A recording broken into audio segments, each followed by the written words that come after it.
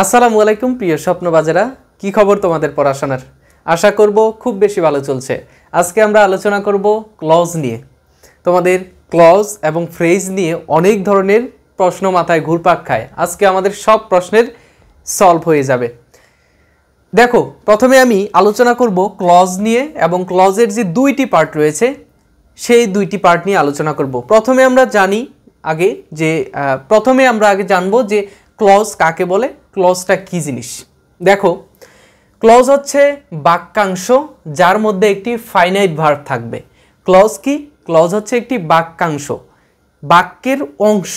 বাক্যাংশকে ভাঙলে আমরা দুইটি অংশ পাই, বাক্যের অংশ। একটি বাক্যের অংশই হচ্ছে ক্লজ। বুঝছো বিষয়টা? বাক্যের অংশ হচ্ছে ক্লজ, যার মধ্যে একটি ফাইনাইট ভার্ব থাকবে। যার মধ্যে কি থাকবে? একটি ফাইনাইট ভার্ব। ফাইনাইট ভার্বগুলো কি কি? যেই ভার্বের পার্সন এবং টেন্স অনুযায়ী চেহারা পরিবর্তন হয়, রূপ পরিবর্তন হয়, সেই ভার্বগুলো হচ্ছে ফাইনাইট ভার্ব। বুঝছো বিষয়টা? আর একটা শর্ত হচ্ছে একটি বাক্যের মতোই আচরণ করবে একটি ক্লজ। একটি বাক্যের মতোই আচরণ করবে একটি ক্লজ। যেমন সিম্পল সেন্টেন্সগুলো প্রত্যেকটাই কিন্তু এক একটা ক্লজ। সেগুলোকে বলা হয় মেইন ক্লজ বা প্রিন্সিপাল ক্লজ অথবা ইন্ডিপেন্ডেন্ট ক্লজ। দেখো, আমরা আজকে এই ভিডিওতে আলোচনা করব জাস্ট গঠনগতভাবে ক্লজের যে প্রকারভেদ রয়েছে সেই প্রকারভেদগুলো নিয়ে। আর যখন ফাংশনালি আমরা আলোচনা করব আরেকটি ভিডিওতে, তোমাদের ভিডিওর শেষে তোমরা সেই ভিডিওর লিঙ্কটা পেয়ে যাবে ইনশাল্লাহ। দেখো, ওইখানে বলা হচ্ছে যে ক্লজ গঠনগতভাবে তিন প্রকারের হয়ে থাকে। গঠনগতভাবে তিন প্রকারের হয়ে থাকে এই ক্লজ। প্রথমটা হচ্ছে মেইন ক্লজ। প্রিন্সিপাল ক্লজ অথবা এর বিভিন্ন নাম রয়েছে ইন্ডিপেন্ডেন্ট ক্লজ। স্বাধীন বাক্য, স্বাধীন বাক্যাংশ। ঠিক আছে, এই অংশটা হচ্ছে আমাদের সিম্পল সেন্টেন্সগুলো প্রত্যেকটাই কিন্তু প্রিন্সিপাল ক্লজ, মেইন ক্লজ এবং ইন্ডিপেন্ডেন্ট ক্লজ, যেগুলোকে বলি আমরা স্বাধীন বাক্যাংশ। এগুলো আমি এর পরবর্তীতে উদাহরণ দিচ্ছি, একটু অপেক্ষা করো। দেখো, তারপরের যেই ক্লজটি রয়েছে সেটা হচ্ছে ডিপেন্ডেন্ট ক্লজ অথবা সাবঅর্ডিনেট ক্লজ। আমরা কিন্তু সাবঅর্ডিনেট ক্লজ নামেই এই ক্লজটাকে চিনে থাকি, যে ডিপেন্ডেন্ট ক্লজ অথবা সাবঅর্ডিনেট ক্লজ। পরাধীন, একজনের উপর আরেকজন ভর করে চলে, যেটা ভর করে চলবে সেইটা হচ্ছে আমাদের এই সাবঅর্ডিনেট ক্লজ অথবা ডিপেন্ডেন্ট ক্লজ, আরেকজনের উপর ভর করে চলবে। ঠিক আছে, কোঅর্ডিনেট ক্লজ হচ্ছে 3 নম্বর। এই কোঅর্ডিনেট ক্লজটা হচ্ছে দুইটা মেইন ক্লজ একত্রিত যুক্ত হয়ে কোঅর্ডিনেট ক্লজ গঠিত হয়। দুইটা অথবা 3, 2, 3, 4, 5, মানে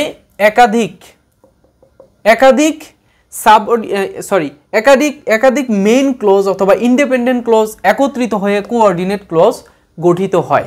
সেখানে কিছু কোঅর্ডিনেটিভ কনজাংশন যুক্ত থাকে। দেখো, আমরা এখন বিস্তারিত আলোচনা করছি। প্রথমে আমরা আলোচনা করব প্রিন্সিপাল ক্লজ অথবা সিম্পল সেন্টেন্সগুলো নিয়ে। সিম্পল সেন্টেন্সগুলোকেই বলা হয় প্রিন্সিপাল ক্লজ অথবা মেইন ক্লজ অথবা ইন্ডিপেন্ডেন্ট ক্লজ। আমি এখানে জাস্ট একটা নাম দিয়েছি। আর সিম্পল সেন্টেন্সগুলোর সাথে আমি এখানে মিলাচ্ছি কেন? সিম্পল সেন্টেন্সগুলোর গঠন তোমরা জানো নিশ্চয়ই, যে সাবজেক্ট থাকবে, ভার্ব থাকবে, অবজেক্ট থাকবে। সেম জিনিসটা এই প্রিন্সিপাল ক্লজ অথবা ইন্ডিপেন্ডেন্ট ক্লজ অথবা মেইন ক্লজের ক্ষেত্রেও হয়ে থাকে। সিম্পল সেন্টেন্সগুলো যেমন সাবজেক্ট থাকে, ভার্ব থাকে এবং অবজেক্ট অথবা এক্সটেনশন থাকে। দেখো, সাবজেক্ট থাকবে, ভার্ব থাকবে, অবজেক্ট থাকবে। এই যে গঠনটা, এই গঠন থাকলেই আমরা সহজেই বুঝে ফেলবো যে সেটা হচ্ছে প্রিন্সিপাল ক্লজ অথবা সিম্পল সেন্টেন্স। যেমন আমরা বলি কি, যে আই রাইট আ লেটার। আমি কি করি? আমি গোয়িং টু স্কুল। আমি স্কুলে যাই। এখানে বলা হচ্ছে আই মেক ভিডিও। এই যে এইগুলো দেখো, প্রথমে সাবজেক্ট এনেছি, ভার্ব এনেছি, অবজেক্ট এনেছি। সাবজেক্ট, ভার্ব, তারপর হচ্ছে এক্সটেনশন নিয়ে এসেছি, তারপরে বলছে সাবজেক্ট ভার্ব, এই যে অবজেক্ট নিয়ে এসেছি। দেখো প্রত্যেকটার কিন্তু গঠন এটাকে ফলো করেছে এবং সেটা কিন্তু আমাদের প্রিন্সিপাল ক্লজ অথবা সিম্পল সেন্টেন্সগুলো দিয়েই এইখানে আমরা বোঝাচ্ছি একটি প্রিন্সিপাল ক্লজ। ঠিক আছে, সিম্পল সেন্টেন্সগুলো দিয়ে আমরা কিন্তু এখানে এই গঠনটাকে ফলো করেছি। ঠিক আছে, তো এই যে এই গঠনটাকে আমরা বলবো প্রিন্সিপাল ক্লজ অথবা সিম্পল সেন্টেন্স। আর এটার বাংলাটা আমরা যদি এটার অর্থটা বুঝি, যে অর্থটা এমন হবে যে এই সেন্টেন্সটা এমন হবে যে অন্য কোনো সেন্টেন্সের উপরে নির্ভর করে অর্থ প্রকাশ করবে না, এ নিজে নিজেই অর্থ প্রকাশ করবে। ঠিক আছে, তো এটাকে আমরা বলছি প্রিন্সিপাল ক্লজ। এরপরেই যেটা আসে সেটা হচ্ছে পরাধীন বাক্যাংশ অথবা সাবঅর্ডিনেট ক্লজ, আমরা যেটাকে ডিপেন্ডেন্ট ক্লজ নামেও চিনি। তো এই সেন্টেন্সটা কেমন হবে? এটা একটা কমপ্লেক্স সেন্টেন্সের অন্তর্ভুক্ত হবে। কমপ্লেক্স সেন্টেন্সগুলো আমরা যেটা দেখি, কমপ্লেক্স সেন্টেন্সগুলোর মধ্যে দ্যাট যুক্ত যেই ক্লজগুলো, ডাব্লিউএইচ যুক্ত যেই ক্লজগুলো, সেইগুলো কিন্তু এই সাবঅর্ডিনেট ক্লজ। এটার গঠনটা কেমন হবে? সামনে দ্যাট অথবা ডাব্লিউএইচ থাকবে, তারপরে সাবজেক্ট থাকবে, তারপরে ভার্ব থাকবে, প্লাস অবজেক্ট অথবা এক্সটেনশন যুক্ত থাকবে। ঠিক আছে, এই গঠনটা একটু মনে রাখবে যে একটি সাবঅর্ডিনেট ক্লজের গঠনটা কেমন হবে। দ্যাট থাকবে অথবা ডাব্লিউএইচ থাকবে, তারপরে সাবজেক্ট থাকবে, ভার্ব থাকবে, তারপরে বাকি অংশ থাকবে। যেমন আমি এখানে লিখছি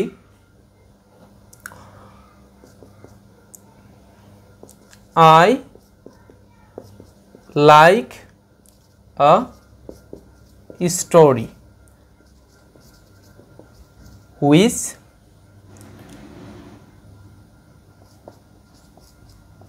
tells about 4 sons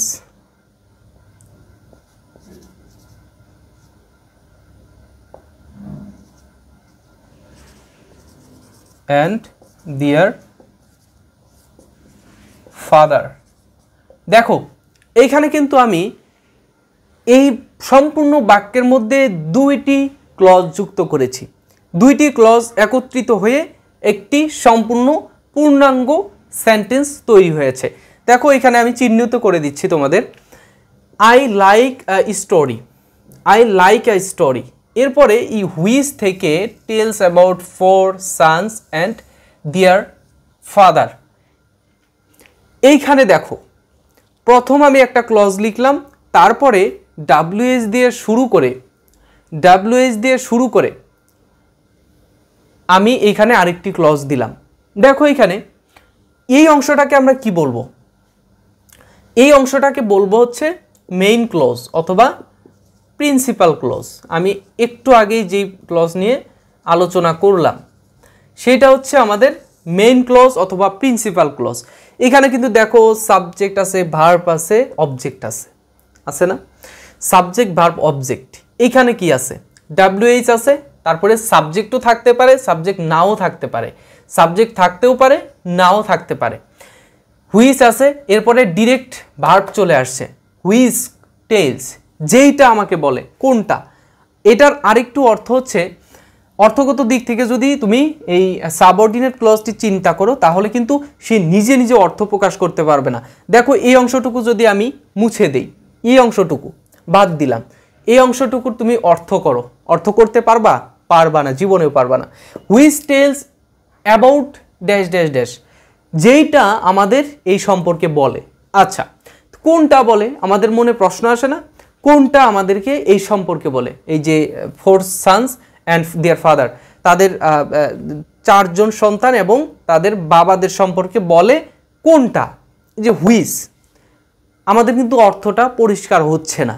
সো আমরা কিন্তু এই অংশটাকে বলতে পারি সাবঅর্ডিনেট ক্লজ। আর সামনে যদি দ্যাট এবং ডাব্লিউএইচ যুক্ত থাকে তাহলে তো কথাই নেই। ঠিক আছে, তো আশা করছি যে তোমরা এই সাবঅর্ডিনেট ক্লজের বিষয়টা বুঝতে পারছো। এরপরে আমি যেই ক্লজ নিয়ে আলোচনা করব সেটা হচ্ছে কোঅর্ডিনেট ক্লজ। কোঅর্ডিনেট ক্লজ অর্থাৎ হচ্ছে 3 নাম্বার ক্লজ, যেটা আমরা কম্পাউন্ড সেন্টেন্সের ক্ষেত্রে ব্যবহার করে থাকি। কম্পাউন্ড সেন্টেন্স নিয়ে যদি তোমাদের ধারণা থাকে তাহলে কিন্তু সহজেই বুঝতে পারবা এই ক্লজটি। কম্পাউন্ড সেন্টেন্স কিভাবে গঠন করা হয়? কম্পাউন্ড সেন্টেন্স অর্থাৎ যৌগিক বাক্য, যেটা বাংলায় আমরা যৌগিক বাক্য, তোমাদের বাংলা ব্যাকরণ সম্পর্কে যদি খুব সূক্ষ্ম ধারণা থাকে তাহলে তোমরা কিন্তু সরল বাক্য, জটিল বাক্য, যৌগিক বাক্য সম্পর্কে জানতে পারো। তো এই যে কম্পাউন্ড সেন্টেন্স অর্থাৎ যৌগিক বাক্যগুলো, সেইগুলোর দুই পাশে এখানে কিছু কোঅর্ডিনেট ক্লজগুলোর মধ্যে কোঅর্ডিনেটিভ কিছু কনজাংশন যুক্ত থাকে। কনজাংশন, কোঅর্ডিনেটিভ কনজাংশন যুক্ত থাকবে এবং তার সামনে এবং পিছনে ক্লজ থাকবে। সামনে পিছনে ক্লজ থাকবে, সামনে এবং পিছনে ক্লজ থাকবে। এই দুইটা ক্লজকে কিন্তু আমরা বলবো হচ্ছে কোঅর্ডিনেট ক্লজ। ঠিক আছে, দেখো আমি বলছি এখানে কোঅর্ডিনেটেড কনজাংশনগুলো তোমাদের একটু বলে রাখি। এন্ড, তোমরা অনেকেই হয়তো জানো, আজকে ধারণাটা ক্লিয়ার হয়ে যাচ্ছে। এন্ড, অর, বাট মেইনলি, তারপর হচ্ছে ইয়েট। এই চারটা কোঅর্ডিনেটিভ কনজাংশন ব্যবহার করা হয় যখন কোঅর্ডিনেটিভ ক্লজ যুক্ত হয়। ঠিক আছে, দেখো I work hard and you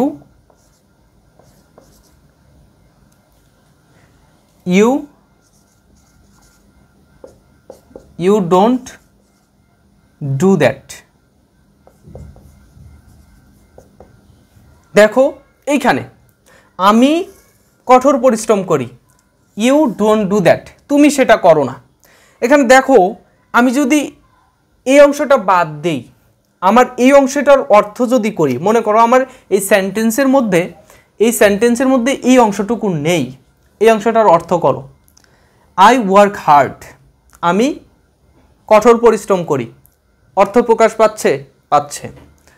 এন্ডের এই পাশে তুমি বাদ দাও, ইউ ডোন্ট ডু দ্যাট, তুমি সেটা করো না। ঠিক আছে, তুমি এই ডু দ্যাটের জায়গায় যদি আমি ওয়ার্কও দেই, ইউ ডোন্ট ডু ওয়ার্ক, তুমি কাজ করো না, এখানে অর্থ সম্পূর্ণ প্রকাশ পাচ্ছে। ঠিক আছে, তো এই অংশটা তাহলে আমাদের কোন ক্লজ? এই অংশটা কি? এই অংশটা হচ্ছে আমাদের মেইন ক্লজ বা প্রিন্সিপাল ক্লজ, এবং এই অংশটা হচ্ছে আরেকটি মেইন ক্লজ অথবা প্রিন্সিপাল ক্লজ। এবং দেখো এই যে সম্পূর্ণটা মিলে কিন্তু আমাদের কি যুক্ত হচ্ছে? সম্পূর্ণটা মিলে হচ্ছে আমাদের এই কোঅর্ডিনেট ক্লজ। ঠিক আছে, কোঅর্ডিনেট ক্লজ হচ্ছে এই সম্পূর্ণটা মিলে। সো এই যে এই অংশটা, এই যে এইখান থেকে এই অংশটা সম্পূর্ণটাই মিলে কিন্তু আমাদের একটা কোঅর্ডিনেট ক্লজ। ঠিক আছে, কোঅর্ডিনেট ক্লজ হয়ে গেছে এই সম্পূর্ণটা মিলে, এইটা এবং এইটা। এইখানে গঠনটা আমি দিয়ে দিয়েছি, এটা হচ্ছে সম্পূর্ণটা মিলে একটি কোঅর্ডিনেট ক্লজ, যার দুই পাশে দুইটি এই মাঝখানে একটা কনজাংশন থাকবে, কোঅর্ডিনেট কনজাংশন, এবং যার দুই পাশে দুইটি পজিটিভ সেন্টেন্স অর্থাৎ সিম্পল সেন্টেন্স অর্থাৎ মেইন ক্লজ যুক্ত থাকবে। ঠিক আছে, আশা করছি তোমাদের এই গঠনগত দিক থেকে ক্লজের যে শ্রেণী বিভাগ, এই বিষয়ে তোমাদের আর কোনো প্রশ্ন নেই। যদি কোনো প্রশ্ন থেকে থাকে তোমাদের জন্য কমেন্ট বক্স অলওয়েজ ওপেন আছে, তোমরা যখন যা খুশি কমেন্ট করতে পারো, যা পরামর্শ, যা জানার ইচ্ছা সব কিছুই তোমরা আমার কমেন্টে লিখতে পারো, এবং আমি চেষ্টা করি তোমাদের প্রত্যেকটা কমেন্টের রিপ্লাই দেওয়ার জন্য।